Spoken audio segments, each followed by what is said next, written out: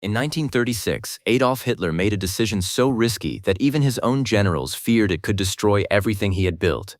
Germany was still weak. Its military was not ready for a major war, and if France decided to respond, Hitler's plan could collapse within hours. Yet he gave the order anyway. German troops began moving into the Rhineland. It was a small piece of land, but what happened there would change the future of Europe. Because Hitler wasn't just moving soldiers, he was testing the world. Would Britain stop him? Would France stop him? Or would they do nothing? The answer would teach Hitler a lesson he would never forget. A lesson that would make him bolder, more confident, and far more dangerous. The road to World War II did not begin with tanks crossing borders or bombs falling from the sky. It began with a gamble that should have failed, but didn't. This is the story of Hitler's first step toward another world war. When Adolf Hitler became Germany's leader in 1933, he inherited a country that was still carrying the scars of defeat. The Treaty of Versailles had placed strict limits on Germany's military. The army was restricted in size, tanks were banned, military aircraft were banned. Many Germans saw these restrictions as a symbol of national humiliation. Hitler saw them as an obstacle. From the beginning, he believed Germany could never become powerful again, unless those restrictions were removed. But there was a problem. Germany was not ready for a direct confrontation with Europe. Its military was still weak compared to major powers like France and Britain. Moving too quickly could trigger a conflict that Germany might lose. So Hitler chose a different approach. Instead of openly challenging the treaty, he began rebuilding Germany's strength step by step. Factories started receiving military contracts. New weapons programs were developed. Military training expanded. Much of it happened quietly. While the world focused on other problems, Germany was slowly changing. Inside the country, many citizens welcomed these developments. New jobs appeared. Industries began growing. Unemployment started to fall. After years of economic hardship, many Germans felt hopeful for the first time in a long time. To them, Hitler appeared to be delivering results, and with every success, his popularity grew stronger. But Hitler's goal was never limited to improving the economy. He wanted something bigger. He wanted to break free from the restrictions that had been imposed after World War I. He wanted to prove that Germany was no longer weak, and soon, he would take a step that would test not only Germany's strength, but also the willingness of Europe to stop him. A dangerous gamble was approaching, and Hitler was preparing to make his move. By the mid-1930s, Adolf Hitler felt stronger than ever. Germany's economy was improving, his popularity was growing, and the military was becoming more powerful. Now he was ready to take a bigger risk. In 1935, Hitler made a shocking announcement. Germany would no longer follow some of the military restrictions imposed by the Treaty of Versailles. The message was clear. Germany was no longer willing to accept the rules created after World War I. Soon, military expansion became impossible to hide. The German army grew larger, new aircraft appeared, military production increased. What had once been happening quietly was now happening in public. Across Europe, leaders watched closely. Many understood that Germany was violating the treaty. The question was no longer whether Hitler was rebuilding Germany's military. The question was whether anyone would stop him. France was concerned, Britain was concerned, but neither country wanted another war. The memories of World War I were still fresh. Millions had died. Entire generations had been scarred by the conflict. Political leaders feared that a new confrontation could lead to another disaster. Hitler understood this. He knew that Europe wanted peace, and he began to suspect that some leaders would avoid conflict almost at any cost. This realization gave him confidence. Every time Germany broke a restriction and faced little resistance, Hitler became more convinced that his opponents lacked the will to act. The balance was slowly changing. Germany was becoming stronger, Europe was becoming more cautious, and Hitler was starting to believe that he could take even bigger risks. Soon he would put that belief to the test. His next move would involve soldiers, borders, and a region that had been forbidden to Germany for years, the Rhineland. And what happened there would become one of the most important turning points in the road to World War II. By early 1936, Adolf Hitler was preparing for the biggest gamble of his political career.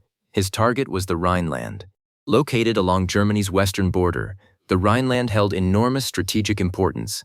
Under the Treaty of Versailles and later agreements, Germany was forbidden from placing military forces there. The region was meant to remain demilitarized, creating a buffer between Germany and France. For years, those rules had remained in place. Now Hitler wanted to change them, Many of his advisors were nervous. Some military commanders warned that Germany was not ready for a major conflict. If France responded with force, the German army could be pushed back easily. In fact, Germany's military leaders knew they were taking a serious risk. Hitler knew it too. But he also believed something important. He believed France and Britain would hesitate. On March 7, 1936, Hitler gave the order. German troops crossed into the Rhineland. The operation itself was small. Only a limited number of soldiers were involved, yet the political consequence could be enormous. As German troops marched forward, tensions spread through Europe. Would France respond? Would Britain support military action? Would another war begin? Even Hitler was uncertain. According to several accounts, German commanders carried instructions to withdraw immediately if French forces intervened. The entire plan depended on one thing: France doing nothing. For hours, then days, Europe watched. Newspapers reported the developments. Governments held discussions. Military leaders evaluated their options. The world waited. And then something unexpected happened. Nothing. No French invasion. No military response. No immediate effort to force Germany back. Hitler's gamble had worked. The troops remained in the Rhineland. The restrictions that had existed for years were gone. Across Germany, celebrations erupted. Many citizens viewed the move as a national victory. Hitler's popularity surged, and his image as a bold leader grew stronger than ever. But the most important consequence wasn't what happened in the Rhineland. It was what happened inside Hitler's mind, because he had just challenged Europe, and Europe had stepped aside. That lesson would shape every decision he made from that moment forward. The success of the Rhineland operation changed everything. For years, Adolf Hitler had been testing the limits of what Europe would tolerate. Now he believed he had his answer. Britain and France had the power to stop him, but they had chosen not to use it. From Hitler's perspective, this was more than a political victory. It was proof that the leaders of Europe were divided, proof that they feared another war, and proof that Germany could take risks without facing serious consequence. Across Europe, reactions were mixed. Some politicians argued that Germany had simply moved troops into its own territory. Others believed the situation was dangerous and warned that Hitler's ambitions were growing. But despite the warnings, no united action was taken. The moment passed, and Hitler noticed. Every leader learns from success. Hitler was no different. The Rhineland had shown him that bold action could produce results. The greater the effort, his confidence began to grow. So did his popularity. Many Germans saw him as the leader who had restored national pride without firing a single shot. Newspapers praised the achievement. Supporters celebrated in the streets. Even some critics were forced to admit that the gamble had worked. Hitler's position inside Germany became stronger than ever. But while many people focused on the victory itself, few understood its long-term consequence. The Rhineland was never the final goal. It was a test of Europe's resolve, and Europe had failed it. From that moment forward, Hitler became far more ambitious. If Britain and France would not act over the Rhineland, what else might they tolerate? A bigger demand? A larger expansion? Another border change? Those questions were now forming inside Hitler's mind, and before long, he would begin searching for the answers. The road to war was no longer a possibility. It was becoming a plan. After the Rhineland, Adolf Hitler was no longer acting like a leader testing boundaries. He was acting like a leader who believed he had found them. The gamble had succeeded. Germany had regained control of the Rhineland. His popularity had reached new heights, and Europe had done nothing.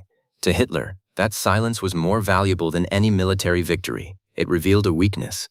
Britain and France wanted peace so badly that they were willing to avoid confrontation whenever possible. That realization changed his thinking. The Rhineland had never been the final objective. It was only the beginning. Now Hitler started looking beyond Germany's borders. He spoke increasingly about uniting all Germans under one nation. He argued that the borders created after World War I were unfair and needed to be changed. To many Germans, these ideas sounded reasonable. To others, they sounded dangerous. But Hitler understood something important. Major expansion could not happen overnight. It had to happen step by step. One move at a time, one success at a time, and each success would make the next move easier. Move inside Germany. Support continued to grow. Many citizens saw a leader who was restoring confidence, creating jobs, and reversing years of national humiliation. Few people focused on where his ambitions might eventually lead. Outside Germany, concern was growing. Some politicians warned that Hitler would not stop with the Rhineland. Others believed compromise could still preserve peace. Once again, Europe was divided. And once again, Hitler was watching carefully. The lesson of the Rhineland remained clear in his mind. Bold actions worked, hesitation did not. With every passing month, his confidence increased, his goals became larger, and his plans became more ambitious. The first step toward another world war had been taken. Now Hitler was preparing for the next one, a step that would bring him closer to expansion, closer to confrontation, and closer to the conflict that would soon engulf the entire world. In 1936, Adolf Hitler took a risk that could have ended his political career. If France had responded, Germany might have been forced to retreat. If Britain had supported military action, the gamble could have failed. But neither happened. The Rhineland remained under German control, and Hitler emerged stronger than ever. To many Germans, it looked like a victory. A leader had challenged the post-war order and won. A nation that once felt weak was beginning to feel powerful again. But beyond the celebrations, something far more dangerous had happened. Hitler had learned a lesson that would shape the future of Europe. He had discovered that Britain and France were willing to avoid conflict, and from that moment forward, he became increasingly confident that he could push even further. The first step had succeeded. Now he was ready for the second. Soon, Hitler would turn his attention toward Austria, a country connected to Germany by language, culture, and history. What happened next would shock Europe once again. And once again, the world would face a choice: stop Hitler now, or hope that he would stop himself. If you've enjoyed this episode, make sure to subscribe and join us for the next chapter of this story, because in the next episode, we'll uncover how Hitler's expansion began and why Europe continued to stand aside as his power grew. The road to World War II was getting shorter, and the world still didn't see where it was leading.